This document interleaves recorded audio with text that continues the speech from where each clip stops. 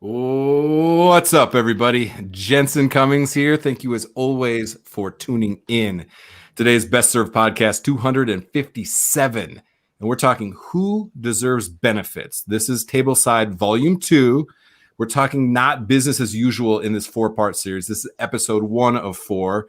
We're going to be focusing on benefits. And so I'm excited to have this panel with us where we really just, it's our personal experience, the experience of the humans, the people that truly matter in this industry so often get overlooked because we're just grinding and hustling all the time. So we really want to highlight that. And that's what Tableside is all about. We're going to be talking about, our Paragon pillars that we work on a lot. And pillar number 1, the most important thing for me is how do we create an industry where we have 75% employee retention and satisfaction?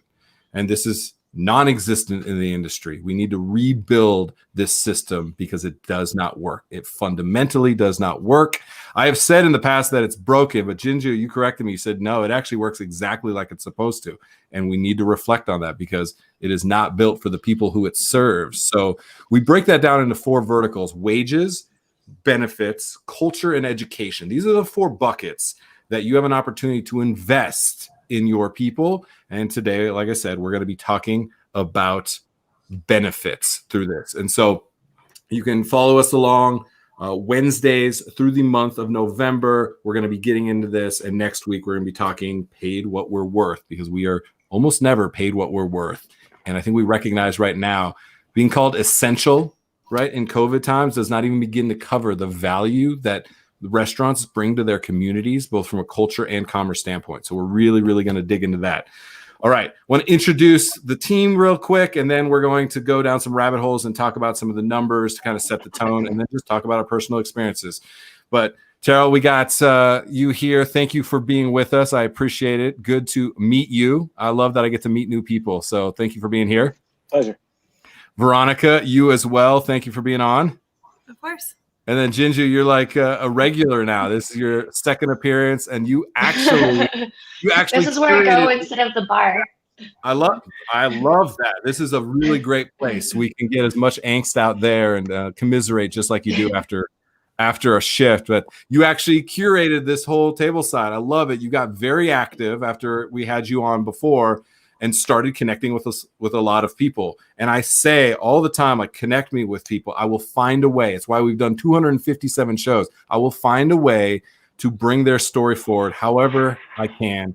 And I fucking mean that shit, right, Jinju? Like, I think 7 people this month are people that are part of your network. Absolutely. You got active, and I said, we're going to find a way. And so I appreciate that. And I want people to know we're out here hustling. We want to share stories. Now, Veronica and Terrell are a part of our story. They're a part of your story. And we're going to hear a lot of things that resonate, because we even were joking before with a couple of the tropes, the things we've gone through, and certain things you say, and everyone goes, yep, I've been there. And we're going to get a lot of that today. So I want to lay down some numbers because they make my skin crawl. But this is the reality that we have to dig ourselves out of.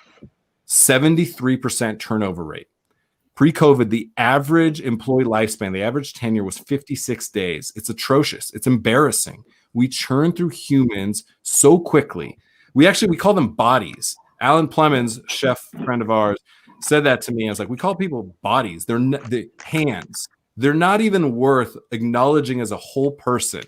And these are the things that we just kind of say matter-of-factly in the industry. Language matters. Words matter, and I think it's important for us to reflect on that. So that's a big, big number for us to kind of think about. 73% is the biggest one. 34% of people, only 34% in the industry, think that a restaurant job is a good job. That's troublesome. It means most people think that this is a shit job that you're just doing for now until you get yourself into a better position. That's a huge vulnerability for this industry, so we got to reflect on that. Only 50% of line-level employees are likely to stay in the industry. So that means half of people that you're working with right now are gone, are on their way out for one reason or another. Again, huge vulnerability if we're talking about retaining the most talented people, attracting the most talented people, and not losing them to the other industries because they have benefits and these simple things, livable wage. So huge. And then this one just like gets me. 10 plus restaurants. More than 10% of people have worked at 10 plus restaurants. And I was thinking about that. I was like, yeah, I've worked at 8, I think, over my career. And I've been out of it restaurants. for 7 years now, full time. So have any of the three of you worked in over 10 restaurants? All right. Yeah, well, at least that number, I find that number is definitely higher with women and people of color. Like most of the people I know who have stayed at a job for more than a year have been cis hetero white guys. Yeah, I mean, that is, it's built for that part of the industry. I mean, you go to craft beer, something I'm super passionate about, that number is even higher. So I really appreciate that. It's just, there's something to finding your tribe, right? You find your people, you find those, you know, the band of rebels, the island of misfit toys, or Bourdain says pirates on the pirate ship. Like you find that, whatever that is, there's that camaraderie. And if you're internally viewed as other, well, then you're not finding that, you know, and that's people get pushed out because of that. And I think it's important. You don't feel included in the cool kids club. And that's, again, a huge vulnerability for restaurants. If you are the epicenter of culture, if you're there to create memorable moments and experience, a sense of belonging, which is what I think restaurants fundamentally do, if they do it well on both sides, the employees and the guests. And if you're not doing that, well, then, in my opinion, you're failing as a restaurant, even if you're making money. And that's what we're talking about today. So I want to go around the table, and Jinju, this is your panel. Let's get into it. Let's talk about benefits. First, actually, I want to just raise of hands. Who here has worked at a restaurant job that included benefits? You have. Okay. All right. Recently. Okay. At least at some point we have. Was it? Yeah. And so let's dig into that. What that actually means, and what it means to actually be able to afford the totality of what it takes to have benefits. And just for definition for people, when we're talking about benefits, we are talking about medical, disability, life insurance, retirement potentially. Imagine that, a Roth IRA or a 401k in a restaurant. Those you don't see very often at all. Paid time off, even sick leave feeds into that. And then these are the fundamental things that people need to just survive, you know, let alone creative things that you can do with benefits, like, you know, paying for telephone service or things like that. So these are the things that absolutely need to be mission critical. And you mentioned, Veronica, it's just recently that happened for you. Some of that is because there's been massive pressure on businesses saying, why haven't we been doing this for, you know, decades now? So Jinju, like I said, I want to come to you. Benefits, just what's your experience of it or lack thereof? Yeah. So the place I have been given insurance at, it was after 3-month period. You finally get it. And I think it was $200 out of every biweekly paycheck. And then on top of a Friday night were 2 days. And then I couldn't afford my copay. Right. I couldn't afford to any of it. And my dentist wasn't covered. I had to go to a different doctor. The doctors that were referred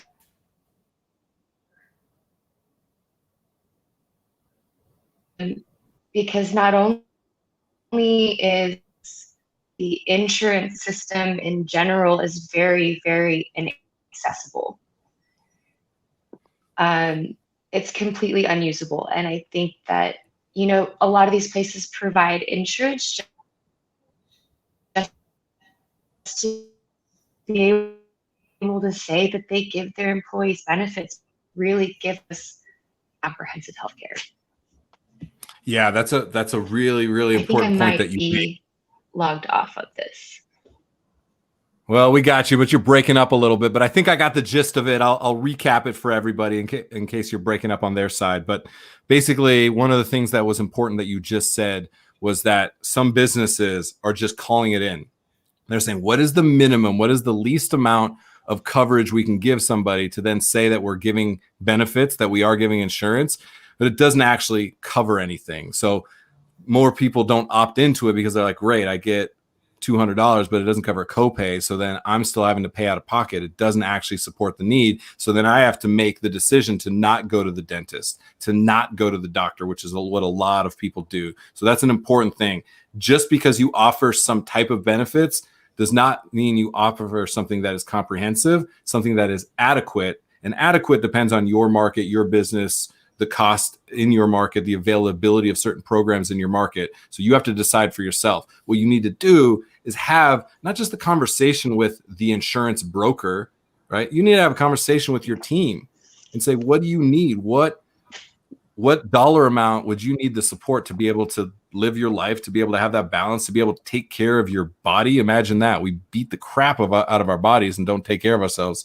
So I want to really touch on that. Veronica, I want to come to you because you mentioned specifically you just recently finally were able to kind of break through that and get insurance, get kind of those health benefit coverage. Well, what was that experience like for you? Did you have to fight for it? Did you finally get it? Were you paying out of pocket before? Like, give us a little bit of breakdown for you personally. I just didn't have insurance before.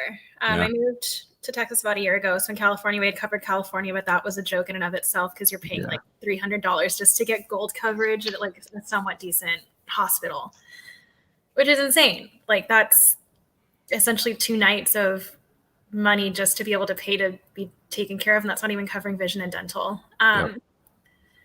So we did kind of have to like push a little bit to get the ball rolling and make it happen over at my current spot.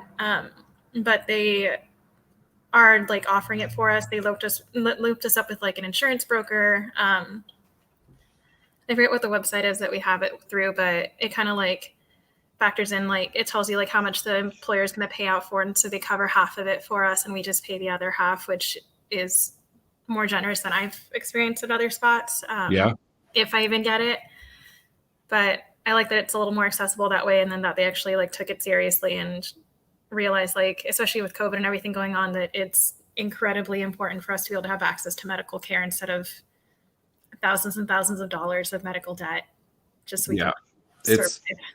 And look, when you're in the business side of it, I get it. I have the empathy for both sides. Like when you're looking at the dollars that you have and you're making 6% net profit as an owner operator, you go, well, I can't afford that. The reality is every other place you're spending money along that entire supply chain, the entire ecosystem, that's where you need to evaluate how much you're paying in rent, how much you're paying for, you know, those beautiful light fixtures that were reclaimed from the Titanic that nobody gives a shit about. You spent a bunch of money on those, and then you're nickeling and diming your most valuable asset. You're trying to pay somebody $12 an hour when it takes at least $15 to even be able to afford any kind of life. And I think this is something that we need to really reconcile with. So important. Benefits, this can't be a question anymore. We are the last industry that it is not matter of fact. I know a lot of industries where one of the things you're saying, they have to have the most competitive, the most dynamic benefit package. Otherwise, they're not getting talented people at all, let alone even offering it to begin with and having this flimsy thing where your copay means you can't even afford to go to the doctor. So yeah, you have coverage and you can never use it. So I think that's important to reflect on. So I really appreciate that. Terrell, for you, kind of give us, again, same background. You mentioned, you raised your hand, you had some insurance. What did that look like? What was your experience? You know, what's the vulnerability that you've seen personally? So for me, so I've been working in the industry since I've been about 21. So when that was happening, my dad was still in the Air Force at the time. So I was covered. So I never really had to experience that. So when I ended up becoming a manager of a restaurant, before I ended up getting out, maybe about 4 or 5 years ago now, I was the manager. So of course, you know, they got to make sure I'm protected. So I had the coverage to do that. And then even in the job that I'm doing now, I still work a part-time job at a restaurant, so I'm still covered. So for me, it's never been through the lenses of somebody else. You know, like when my coworkers are telling me, "Oh man, I can't go to the dentist today and get my teeth fixed because this, that, and the third." I never really experienced that, but to hear it is kind of startling, because it's like, man, you know, like you're sitting there telling your manager, "Hey, I really need to go to the doctor. I'm having some issues, but I haven't worked enough, or I haven't made enough money yet to say, hey, I could take this day off because I know the money will come in on the backside and I can go and pay for this." So it's time that there is a definite change. You bring up an interesting point too, when you said manager and they need to cover you, right? And so there's this benefits package that's included when you're on salary. Yet then I go to a place of, then you're working 50, 60, 70 hours a week because you're on salary, and then you're being exploited in that way. Yep. And then when do you go to the doctor? You don't even have time. There's literally not time in the day to be able to accomplish that. And so there's this imbalance in the way that we're applying even the methodology of having benefits for salaried employees. Most definitely. Because you're not able to get the use of it. And then there's this layer on the tough guy, tough gal mentality. Like, you don't call out sick. You don't, like, you show up.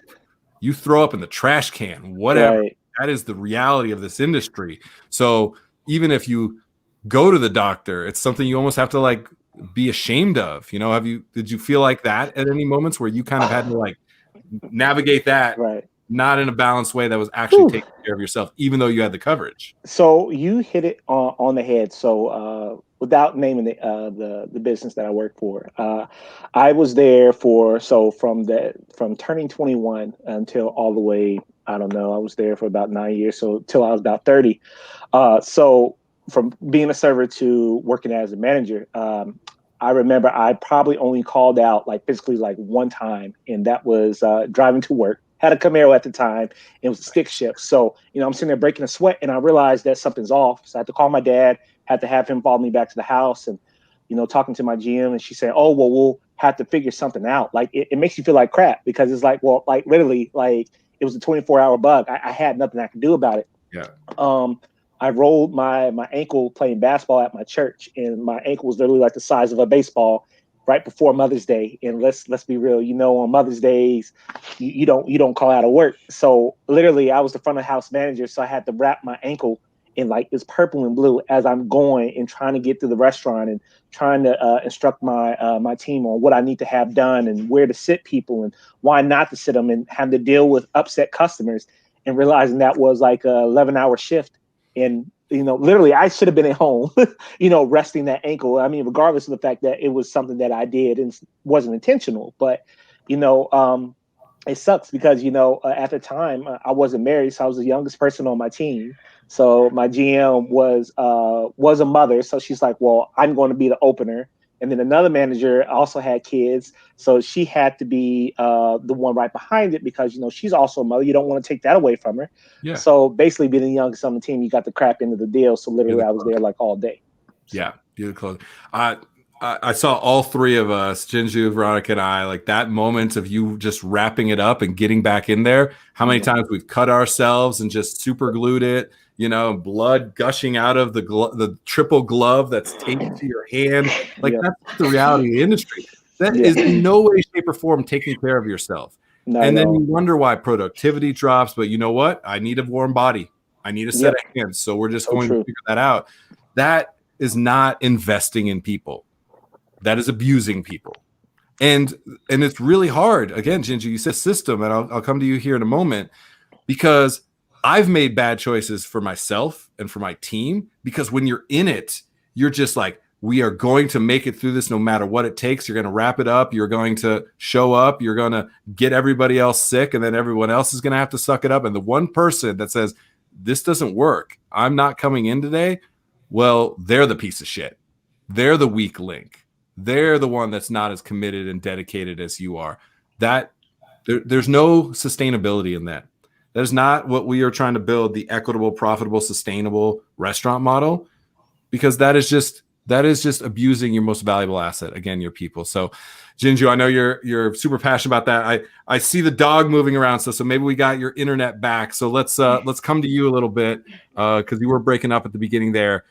But you mentioned the lack of coverage that you got. Like, you had the obligatory insurance potentially, but not something that actually covers. So I appreciate that. I want to extend that a little bit further because of the dynamic of a team of people that are actually supported and supporting each other, because there's also the inequality of who deserves benefits. The name of the episode. Well, a manager does because they're trying to make sure that they can protect them. But really, a lot of times that was to get them to work the 70 hours a week to make the job look good enough, because you have a salary, but not quite enough. But we'll give you some benefits, but you're never going to use them, because we know we're building a system that doesn't allow you to actually use them because there's social pressure and all these things. I'm ranting. I'm going, Jinju, take it from there. What do you got for me? Yeah. I think that this is definitely an issue that changes state by state. Coming to Colorado from Texas, I get paid about $10 an hour plus tips. However, I pay 25% to 30% in taxes and get no benefit out of it. When I was in Texas, I got about $2 an hour plus tips, paid barely anything in taxes, and got no benefit out of anything.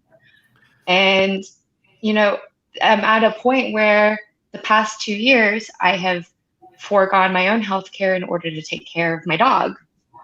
And, I've worked for places that they might not give insurance, but they'll pay for part of your gym membership. When I was with the restaurant group, they paid for part of me we had a choice of 3 gyms. And I started going because that was the only preventative health care that I had. My body felt completely beat up, and it was working out that kept me from feeling my age and kept me feeling I could still do this job because I do love it. It's weird, but there's so much work to be done. Yeah, and what you're talking about now is that I feel the struggle that you have, and Jinju, I always appreciate how open and vulnerable you are about your own experience, because we do love it. Really talented people love this industry, and every single day I'm bombarded with people that say, I love it, I'm out of here. I can't do it anymore. And then we just say, we'll just find somebody else. There's always just somebody else. Well, the reality is there's not somebody else anymore. Restaurants are recognizing we had a massive labor shortage, which is not a labor issue. It's a culture issue, and we see how it's playing out right now. And the most talented people are leaving. And what's scary is there's not going to be the most talented people. And then there's operators I hear say, well, wait till the recession hits. Then they're going to need these jobs. And then all of a sudden it's like a leverage game. Who has the point of leverage to be able to inflict their will on the other party? It's this is not the industry that you want to be a part of. We're in the hospitality industry. It means fucking taking care of people. And that should start with taking care of ourselves and each other. Right? We put on a facade. We put on this great show for the guests, right? Leave your shit at the door. Put on a smile. It's part of your uniform. There's truth and strength in those, yet they're also massively vulnerable if you don't actually check in and balance those out with the people that are actually delivering upon the promise that you're making. And so I think that's important for us to reflect on. And so I really appreciate that. Veronica, I want to come back to you and give you kind of another opportunity to speak on that. As we're kind of getting into more of the philosophical side, what's your hope for yourself or for others in this industry? What do you need to feel like you're actually getting to the support that you need? Sorry, you guys cut out. Do you mind repeating that question? Yeah, of course. We're having issues with the robots today. It's all right. It's par for the course. Yeah. So just for you, we're getting a little more philosophical of what we need to do, from a benefit standpoint, but really from you feeling like you're getting taken care of, so that you, a talented person in this industry, doesn't say, I'm going into real estate. I'm going to go sell insurance. I'm going to go sell the insurance that I can't afford to have for myself right now because I work in a restaurant. So I want you to think about that. What do you need to feel like you're supported? What do you need to stay in this industry and retire at 65 in this industry, not be one of those statistics that we just showed that you're one of the 50% that finds their way out of the industry? There needs to be the most wholesome sorry, I'm trying to find my words. There needs to be a really wholesome and wholehearted way to look at your employees as individuals and as humans and realize that they put in a lot of work and effort. Stop overworking us, because that's the start of it. Our hours are wonky as hell. It fucks up our sleep schedules because, like you said, after work, none of us wind down. I don't go to bed until 4 or 5 in the morning, and I'm lucky if I get maybe 5 to 6 hours of sleep. And then you're just fucked the entire day. So then you're pounding energy drinks just to make it through. And you mentioned the injuries that happen. I still remember one time, one of those stupid Y peelers took off the entire side of my pinky. Oh yeah. It took it a month to heal because I can't take 2 weeks off to let this thing breathe and heal normally. Nope. Or even the guilt of calling out when I'm sick. It's I'm sorry, especially now with COVID. If I have a fever, if I feel like I have anything funky, I'm staying home. But you're not guilt tripping me about it. Trying to make the right decision because I'm over it. I used to operate under the whole mindset of I'll show up to work, but I'm not calling out you have to send me home. And that needs to, and also with mental health too. If I tell you that I can't work because I have therapy every Tuesday morning at 11, don't schedule me. Don't ask me to come in. Yeah. Honor that. I'm doing that to take care of myself so I can function and work the super long ass shifts from like 10 to 12 hours long, 5 to 6 days a week. Yeah. And then you're probably covering the cost of those yourself because you don't have the benefit. It's this vicious cycle that It's like, and then working in Texas, I make $2.15 an hour plus tips. And I also have a dog. Like today I just dropped $300 because my dog has worse allergies than I do to get her an allergy shot, amongst some other things. But it's like those expenses, I'm just like, holy fuck. Because now I have to forego a bunch of things because I deplete for that. It's vicious. But I think employers really need to like take everything that their employees go through, from the mental, the physical, like all that it is, and be like, cool, if my employee needs to take care of themselves, they can be 100% at work when I need them to be 100%, then you know what, if you need to like take an extra day off so you can like take care of yourself, or like you got injured and just need another day just to make sure you're like good and fine, let us have it. But don't make it like a guilt trip thing. Like I don't want to get gaslit because I'm sick or I got hurt. Yes. Like it's not. I just get fired. Pressure. Huge. Right. And also, like, step in. You're a manager. You should be cross-trained. Like, cover my ass. Help me out. Like, I'll have your back next time. Like, if I Exactly. can't, like, what I would give to be like, just across the top, that black apron, getting ice for the other bartenders or whatever it may be, or like standing at the host stand, like seating guests. But then that too, like with you guys having spoken about managerial experience, like there's that balance as well. You guys have to take care of yourself so you can help take care of the squad. Oh man, this is such. I'm so grateful to all three of you. This is such an important conversation that needs to be happening.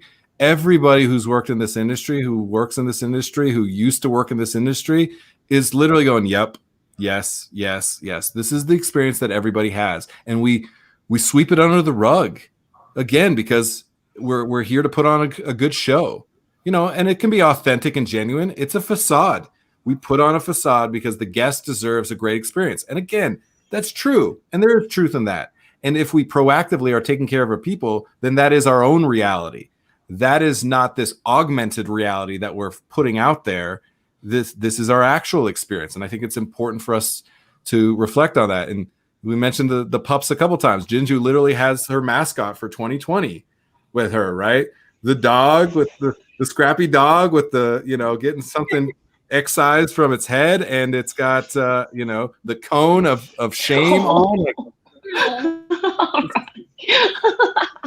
And you had to find a way to pay to take care of your dog, and you're going to not take care of yourself potentially. You know, like that could be the cost. There means you can't afford your gym membership. Like that's a reality, and I think we need to really reflect on that. She's worth it. This is my therapy. Exactly. Your most important. Your most valuable asset is your people in the industry. We are in a relationship building industry. It has to start with ourselves. It has to start with our team and your community. And that's what matters.